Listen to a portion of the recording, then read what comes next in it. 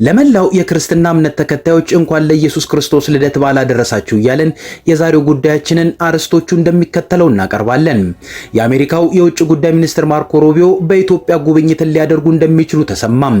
አብይ አህመድ ጌታቸው ረዳን መበቀል ጀምረዋል። በአንድ መድረክ ላይም ጌታቸው ያኔ ልጅ እያለህ የኮሪደር ልማቱን ብልጭልጭ ነው ብለሃል ብለውታል። ጤና ይስጥልን ኢትዮ ፍሮንቶች ነን። አብራችሁን ስትቆዩ እነዚህን ጉዳዮች በጥልቀት ትሰማላችሁ። እስከዛውም ቻናላችንን ሰብስክራይብ፣ ላይክ እና ሼር እያደረጋችሁ አብራችሁን ቆዩ። የአሜሪካው የውጭ ጉዳይ ሚኒስትር ማርኮ ሩቢዮ በኢትዮጵያ ጉብኝትን ሊያደርጉ እንደሚችሉ ተሰማም። የአሜሪካው ከፍተኛ ዲፕሎማት በሚል የሚታወቁት የውጭ ጉዳይ ሚኒስትሩ ሩቢዮ ባለፈው ዓመት ሚያዝያ ወር ላይ በኢትዮጵያ ጉብኝትን ያደርጋሉ በሚል ቀጠሮ ተይዞ የነበረ ሲሆን በወቅቱ የመካከለኛው ምስራቅ ውጥረት ተባብሶ እስራኤልና ኢራንም ወደ መፋጠጡ መቃረባቸውን ተከትሎ የዋሽንግተን የትኩረት አቅጣጫን መካከለኛው ምስራቅ ስለያዘው ጉብኝቱ መራዘሙን ሰምተናል። ሆኖም አሁን ላይ ሩቢዮ በኢትዮጵያ ጉብኝት ሊያደርጉ እንደሚችሉ ጉዳዩን በቅርበት እናውቃለን ከሚሉ ሰዎች ኢትዮ ፍሮንት ልትረዳ ችላለች። ነገር ግን ጉዳዩን ከኢትዮጵያ የውጭ ጉዳይ ሚኒስቴር መስሪያ ቤት ለማጣራት ያደረግነው ጥረት ይህን ዘገባ እስካዘጋጀንበት ጊዜ ድረስ አልተሳካም። በአሜሪካው የውጭ ጉዳይ ሚኒስቴር የኢትዮጵያ ጉብኝት እቅድ ላይ ያወራናቸው ሌላ የዲፕሎማሲ ባለሙያ ማርኮ ሩቢዮ በዚህ ጊዜ እጅግ በጣም ጊዜያቸውን የሚወስደው ነገር በሀገራቸውና በቀጠናቸው ተከስቷል፣ እሱም የቬንዙዌላ ጉዳይ ነው ብለውናል። ዋሽንግተን በቅርቡ የካራካሱን ፕሬዝዳንት ኒኮላስ ማዱሮን አስራ ወደ አሜሪካ ካመጣች በኋላ በማዱሮ ላይ እየተከናወነ ካለው የፍርድ ሂደት ጎን ለጎን የቬንዙዌላ የፖለቲካ ሽግግር ጉዳይ በእጅጉ የሀገሪቱን ትኩረት የሚፈልግ ጉዳይ ስለሆነ ማርኮ ሩቢዮ በዚህ ጊዜ ኢትዮጵያን የመጎብኘታቸው ነገር ያጠራጥረኛል፣ ጉብኝቱን ካደረጉም ግን ይገርመኛል ሲል ገልጾልናል። የአሜሪካው የውጭ ጉዳይ ሚኒስትር ማርኮ ሩቢዮ በኢትዮጵያ ጉብኝት ሊያደርጉ እንደሆኑ ፍንጭ የሰጠን ምንጫችን ግን እንደተባለው አሜሪካ በቬንዙዌላ የገባችበት የፖለቲካ ሽግግርን የማጣደፉ ጉዳይ እንደተባለውም የሚመለከተው የውጭ ጉዳይ ሚኒስትሩ ማርኮ ሩቢዮም ቢሆንም የውጭ ጉዳይ ሚኒስትሩ ኢትዮጵያ ውስጥ የሚያመጣቸው በርካታ ጉዳይ እንዳለም ነግሮናል። ማርኮ ሩቢዮ ከዚህ ቀደም ከ3 ጊዜ በላይ ከጠቅላይ ሚኒስትር አብይ አህመድ ጋር በስልክ ማውራታቸው ይታወሳል። እርግጥ ሩቢዮና አብይ በተደጋጋሚ በስልክ ያወሩ ቢሆንም መረጃው ግን የተሰማው በአሜሪካ በኩል ነው። ቢሆንም ለመጨረሻ ጊዜ በውጭ ጉዳይ ሚኒስትሩና በጠቅላይ ሚኒስትር አብይ መካከል የነበረው የስልክ ልውውጥ ግን ለአሜሪካ እጅግ ወሳኝ የሆነው ነጥብ ላይ ያተኮረ ነበር። እሱም በነ ታይምስ ኦፍ እስራኤል እንደተዘገበው አሜሪካ ኢትዮጵያ በጋዛ የዓለም አቀፍ የሰላም ማስከበር ተልዕኮ ላይ እንድትሳተፍ የተጠየቀበት ነው። የአሜሪካ ፕሬዝዳንት ዶናልድ ትራምፕ በዚህ ጊዜ ከቬንዙዌላው ፖለቲካ ባልተናነሰ ሁኔታ በጋዛ እንዲኖር ላቀዱት የዓለም አቀፍ ሰላም ማስከበር ይጨነቃሉ። ይህን ጉዳይ ደግሞ የውጭ ጉዳይ ሚኒስትሩ ናቸው እያስፈጸሙላቸው ያለው። እርግጥ ማርኮ ሩቢዮ ለጠቅላይ ሚኒስትር አብይ አህመድ ኢትዮጵያ በጋዛው የሰላም ማስከበር ተልዕኮ ላይ እንድትሳተፍ ይጠይቁ እንጂ ከጠቅላይ ሚኒስትሩ ስለተሰጣቸው ምላሽ የተባለ ነገር አልነበረም። የማርኮ ሩቢዮም የኢትዮጵያ ጉብኝት በዚህ ጉዳይ ላይ ሊያተኩር እንደሚችል ይጠበቃል።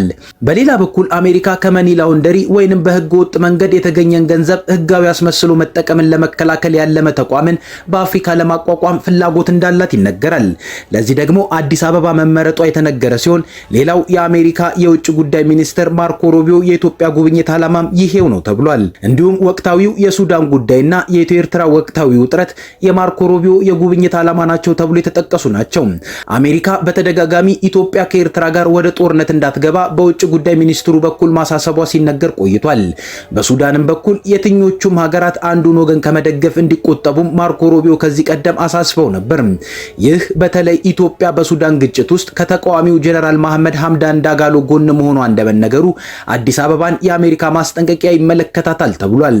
የአሜሪካው ከፍተኛ ዲፕሎማት የኢትዮጵያ ጉዞ ዓላማ ውስጥም እነዚህ አጀንዳዎች ሊካተቱ እንደሚችሉ ታምኗል። እስራኤል ለሶማሌላንድ እውቅና መስጠቷን ተከትሎ በአፍሪካ ቀንድ እየተስተዋሉ ያሉ ለውጦችም የውይይቱ አጀንዳ ይሆናሉ። ኢትዮጵያና አሜሪካ በአሁን ጊዜ ያላቸውን ግንኙነት ድብልቅ ነው ሲሉ የሚገልጹት አሉ። በፖለቲካ ረገድ ኢትዮጵያ በአሜሪካ ተመራጭነቷ እየወረደ እንደመጣ የሚያነሱ ሰዎች በኢትዮጵያ እየታየ ያለው ያልተቋረጠ ግጭት፣ የሰብአዊ መብት ጥሰት እንዲሁም ዋሽንግተን ለጸረ ሽብር ዘመቻዎች ከኢትዮጵያ ይልቅ ኬንያን መምረጧን ለዚህ በምክንያትነት ያነሳሉ። በኢኮኖሚ በኩል ግን በዶናልድ ትራምፕ አስተዳደር ዘመን አሁን መልካም ነገሮች እየታዩ ነው። ኢትዮጵያ በቢሸፍቱ ለምትሰራው ግዙፍ አየር መንገድ አሜሪካ ዋና ገንዘብ አቅራቢ እሆናለሁ ማለቷም ለዚህ ማሳያ ነው። በቅርቡም አሜሪካ ለኢትዮጵያ የጤና ዘርፍ አወዛጋቢ የተባለ የ1.4 ቢሊዮን ዶላር ድጋፍን ለማድረግ ፊርማ ማኖሯ ይታወሳል። የአሜሪካው የውጭ ጉዳይ ሚኒስትር ማርኮ ሩቢዮ በኢትዮጵያ ጉብኝት ሊያደርጉ መሆኑ ከመሰማቱ ውጭ ጉብኝቱ በትክክል መቼ እንደሆነ ግን የታወቀ ነገር የለም። የጠቅላይ ሚኒስትር አብይ አህመድ የአፍሪካ ቀንድ አማካሪ ሚኒስትር ጌታቸው ረዳ እንደተፈራው ከአብይ አህመድ የመልስ ምት እየመጣበት ነው። ጌታቸው ረዳ በአልጀዚራ ከመህዲ ሐሰን ጋር በነበረው ቆይታ ጠቅላይ ሚኒስትር አብይ አህመድን በሚገባ መከላከል ባለመቻሉ የአልጀዚራ ሄድ ቱ ሄድ ፕሮግራሙን ለተከታተሉ ጠቅላይ ሚኒስትር አብይ አህመድን የዘር ጨፍጫፊ፣ ተስፋፊ፣ ኢ-ዲሞክራሲያዊ ናቸው የሚለውን ጭብጥ በስፋት የታየበት ሆኗል። በዚህም ሳቢያ ጌታቸው ረዳ ከቃለ ምልልሱ በኋላ ጥሩ ነገር አይገጥመውም የሚሉ ሰዎች ነበሩ። እንደተፈራው ጌታቸው ከጠቅላይ ሚኒስትር አብይ የመልስ ምትና የበቀል ንግግር እየመጣበት ነው። ከሰሞኑ የአዲስ አበባ ዩኒቨርሲቲ 75ኛ ዓመት ክብረ በዓል አካል በሆነ መድረክ ላይ ጠቅላይ ሚኒስትር አብይ አህመድ ጽሑፍ ካቀረቡ በኋላ በነበረ ጥያቄና መልስ ላይ ጌታቸውን ክፉኛ ተናግረውታል። አብይ ስለ ኮሪደሩ ልማት ሲያወሩ እነ ጌታቸው ረዳ ያኔ ልጅ ስለነበሩ የኮሪደር ልማቱን ብልጭልጭ ነው ይሉት ነበር፣ አሁን ግን እንደዛ ይለዋል ብዬ አላስብም ብለዋል። እነ ጌታቸው ረዳ ድሮ ልጅ እያሉ አዲስ አበባ የሚሰራውን ስራ ብልጭልጭ ነው ይሉ ነበር። አሁን ባደጉበት ዘመን እንደዛ የሚያስቡ አይመስለኝም። ቢኮዝ ኢንፍራስትራክቸር ብልጭልጭ መሆን አይችልም። ሪቨር ማጽዳት እንደዛ መሆን አይችልም። ያኔ ምላሽ አያስፈልግም። የሚያስፈልገው አሁን በተግባር እያሰፉ መሄድ ነው ያንን ነገር ያንን ስራና ይህን ንግግር ተከትሎም በርካቶች ጌታቸው የጠቅላይ ሚኒስትሩ ብትር እየተመዘዘበት ነው እያሉ ነው። ጠቅላይ ሚኒስትሩ በዚህ ንግግራቸው ጌታቸው ረዳን በቀጥታ ድሮ ሕፃን ነበርክ፣ ብልጭልጭ ነገር የሚታየው ደግሞ ለሕፃን ነው እንዳሉት ነው የሚቆጠረው። በሌላ በኩልም ጌታቸው ዛሬ ግን እንደከዚህ ቀደሙ የኮሪደር ልማቱን ብልጭልጭ ነው አይልም ሲሉ ዛሬ ከብልጽግና መንግስት ጋር ተሹመው መዋል ሲጀምር አስተሳሰቡ አደገ ብለውታል እንደማለት ነው። ጠቅላይ ሚኒስትር አብይ አህመድ ጌታቸው ረዳን በዚህ መንገድ ምሳሌ አድርገው ሲናገሩ በአዳራሽ ውስጥ በርካታ ባለስልጣናትና ምሁራን ነበሩ። የመንግስት አፍቃሪ መገናኛ ብዙሃንም ተነጋግረው በሚመስል መልኩ ጌታቸው ክፉኛ የተተቸበትን ንግግር ለብቻው ቆርጠው ለቀውታል። ጠቅላይ ሚኒስትር አብይ አህመድ የተቀየሙትን ሰውና ብዙም የማይመቿቸውን ጉዳዮች እንዲህ አይነት መድረክን እየተጠቀሙ በሰላ ትችትና ነቀፋ ማውራትን ያውቁበታል። ከዓመታት በፊት የብልጽግና ፓርቲ የገንዘብ ድጋፍ ከባለ ሀብቶች ለመሰብሰብ በሚሊኒየም አዳራሽ በተጠራ ጉባኤ ላይ የኢኮኖሚክስ ዶክትሬት የያዙ ሰዎች ስለ እናንተ ባለ ሀብቶች ጽፈው እንጂ የተለየ ነገር ሰርተው አይደለም ሲሉ ብዙ ትችትን ያስነሳ ንግግርን አድርገዋል።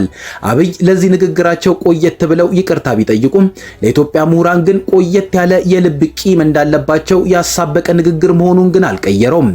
በሌላ በኩል የቀድሞ የጠቅላይ ፍርድ ቤት ፕሬዝዳንት መዓዛ አሸናፊን ከኃላፊነት ማንሳት የፈለጉ ሰሞን በሕዝብ ተወካዮች ምክር ቤት በነበራቸው የጥያቄና መልስ ቆይታቸው ላይ ነበር የዳኝነት ስርዓቱን ክፉኛ ያብጠለጠሉት። በዚያ ንግግራቸው የኢትዮጵያ ፍርድ ቤቶች አሰራር በጣም ብልሹና በሙስና የተጨመላለቀ ሙስና የሚቀባበሉትም ራሱ በቴሌግራም ግሩፕ ላይ እየተነጋገሩ ነው። ይህንንም መንግስት እንደሚያውቅ ገልጸዋል። በወቅቱ ወዲያው ነበር ከወቅቱ የጠቅላይ ፍርድ ቤት ፕሬዝዳንት መዓዛ አሸናፊ ጋር አብይ ጥሩ ግንኙነት ላይ እንዳልሆኑ የታወቀው። ብዙም ሳይቆይ ጠቅላይ ሚኒስትሩ ሴቶችን ለከፍተኛ ስልጣን ለማብቃታቸው ዋነኛ ማሳያ የሆኑትን ምርጫ ሲራዘም ቁጭ ብለው የህገ መንግስት ትርጓሜ ሲያሰጡላቸው የነበሩት መዓዛ አሸናፊን ከስልጣን ያነሷቸው። አሁን ደግሞ ተረኛው ጌታቸው ረዳ ይመስላል። በመድረክ ላይ ተናግረውታል። ከዚህ ቀደም እንደዘገብነው ጌታቸውን የአልጀዚራውን ኢንተርቪው አጠናቆ ወደ ኢትዮጵያ ከመጣ ወዲህ የአፍሪካ ቀንድ አማካሪ ሚኒስትራቸው ሆኖ የአፍሪካ ቀንድ ሲናወጥም አላገኙትም። ይባስ ብሎ የቦሌውን ቅንጡ መኖሪያውን አስነጥቀውት መካኒሳ እንዲገባ አድርገውታል።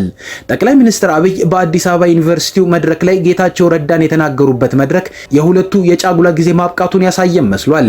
ለወትሮ በየሄዱበት ካጠገባቸው አይለዩትም ነበር። አሁን ከህዝባዊ መድረኮች ውጭም አብረው ታይተው አያውቁም። ዛሬ አብይ ጌታቸውን ድሮ ልጅ እያለህ ከማለታቸው በፊት ጌታቸው የመንግስት ልዩነትን ማቻቻያነት ማሳያቸው ነበር። በቅርቡ በህዝብ ተወካዮች ምክር ቤት በነበራቸው ቆይታ እንኳን እኔና ጌታቸውን ያየ ይህን መንግስት እርቅ አይፈልግም እንዴት ይላል ሲሉ ተደምጠው ነበር። እኔና ጌታቸው ረዳን በጋራ የሚያይ ሰው አሁን ይህን መንግስት አይወያዩም ብሎ ቢያስብ አይገርምም?